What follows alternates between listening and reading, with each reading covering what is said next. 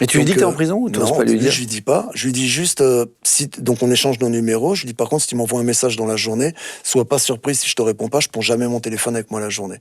Elle s'est pas posé de questions. On parle comme ça pendant 3 jours. Le troisième jour, je lui dis voilà, il y a des choses dans la vie que tu peux dire par texto, il y en a d'autres, faut les dire de vive voix. Est-ce qu'on peut s'appeler? Elle me dit ouais. Donc on s'appelle, je lui dis voilà, je vais pas tourner autour du pot. Dans la vie, on fait tous des choix, des bons choix, des mauvais choix. Et chaque choix, il a ses conséquences. Moi, aujourd'hui, je suis en train de payer les conséquences de mes mauvais choix passés, je suis en prison. Alors là, douche froide, elle m'a dit il ne se passera jamais rien entre nous. Mais après, elle m'a dit, voilà, quand même, en 3 jours, j'ai vu que t'es un mec, t'as des valeurs, t'as des principes.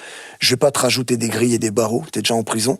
Donc, elle m'a dit, on peut rester amis. Donc, je lui ai dit, d'accord. Et dans les jours suivants, elle m'a dit, mais t'es sûr que c'est du passé? Je lui ai dit, écoute, j'ai écrit mon autobiographie. Si tu veux, je te lis un chapitre tous les soirs. Donc, je lui ai lu un chapitre tous les soirs. Et au Au bout de 15 téléphone? jours, ouais. Et au bout de 15 jours, bah, les sentiments étaient là des deux côtés. Le plus magique dans notre histoire, il faut savoir que quand on se parle, je suis un peu à 500 km d'elle. Donc construire une relation à 500 km, c'est compliqué. En plus, avec un mec en tôle, ça l'est encore plus.